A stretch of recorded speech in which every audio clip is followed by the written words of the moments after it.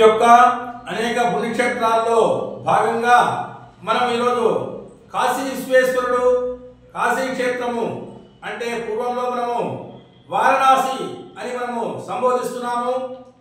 ఈ వారణాసిలో పవిత్రమైన గంగా స్నానము, ఈ గంగకు చాలా పునీతమైనది. తర్వాత గంగలో స్నానం చేశామంటే మనము అనేక పుణ్య నదుల్లో కూడా స్నానం చేసిన ఫలితం కూడా ఉంటుంది. దానికి సంబంధించిన మంత్రం కూడా ఉంటుంది. ఓం గంగే జై యమునే జైవ కృష్ణే గోదావరి సరస్వతి తుంగభద్రాయ గౌతమి నర్మదే సింధు కావేరి జలేష్ఠే సన్నిధిం కురు. గంగా స్నానం చేశామంటే అనేక యజ్ఞాదులు యాగాదులు చేసిన ఫలితం ఉంటుంది. కోటి యజ్ఞాల ఫలితం కూడా ఉంటుంది అని కూడా శాస్త్రాలు కూడా ఘోషిస్తున్నాయి.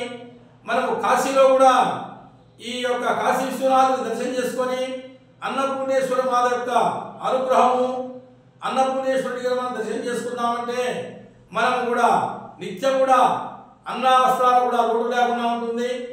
ఇది ఉత్తరప్రదేశ్ రాష్ట్రంలో ఈ కాశీ క్షేత్రం ఉంది.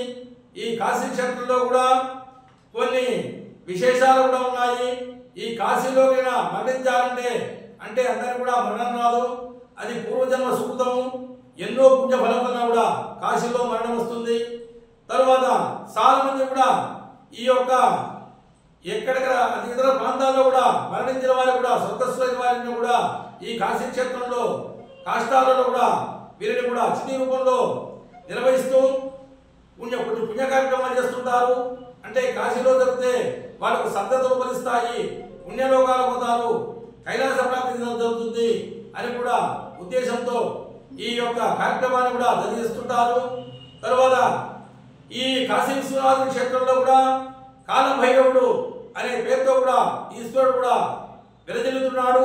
గంగా క్షేత్రంలో కూడా కాశీ విశ్వేశ్వరుడు యొక్క క్షేత్రాలు కూడా ఉన్నాయి. గంగా పరిసర ప్రాంతాల్లో కూడా ఈ గంగా స్నానం అనేది కూడా రోజు కింద ముందు కూడా గంగా స్నానాలు చేసి కూడా పునీతులవుతుంటారు. ఈ గంగా స్నానం కూడా మనకు పాప విముక్తి పుణ్య కార్యక్రమాలు కూడా మనము నిర్వహించిన భాగ్యం ఉంటుంది. ఈ గంగలో కూడా గంగా స్నాన పరిధిలో కూడా పితృదేవతలు కూడా మనం పిండి ప్రదానము, తర్వాత వస్త్రదానాలు, దశదానాలు ఇది చేసినా కూడా విశేష ఫలితాలు ఉంటాయి. తర్వాత ఈ యొక్క పూర్వగాథలో కూడా ఈ హరిశ్చంద్ర చక్రవర్తి కూడా చివరకు అన్ని కూడా పోయి కాటికాపరిగా ఉండి చివరకు ఆయన కూడా పోయి కాటికాపరిగా ఉండి ఆ యొక్క విశ్వామిత్రుడు యొక్క రుణ భారం వల్ల కూడా చివరకు కాటికాపరిగా ఉండి కూడా ఈయన కాటికాపరి కూడా చేసిన విశేష గాథ కూడా ఉంది. తర్వాత విశ్వామిత్రుడు రుణం తీరుస్తాడు అని ఒక వీరభావుడు అనేవాడికి అమ్ముడుపోతాడు. కాటికాపరిగా ఉంటూ ఆయన ధనాన్ని కూడా మొత్తం తెగిస్తాడు అని కూడా ఈ పురాణ కథలో ఉంది. అక్కడ మనము కాశీలో కూడా హరిశ్చంద్ర ఘాట్ ఉంటుంది. ఆ ఘాట్ కూడా దర్శించామంటే విశేష ఫలితాలు ఉంటుంటాయి. కాశీలో కూడా కాశీ జన్మస్థలము అంత చాలా పునీతమైనది. శివక్షేత్రాల్లో కూడా చాలా పరమపవిత్రమైన కూడా ఈ కాశీ క్షేత్రము.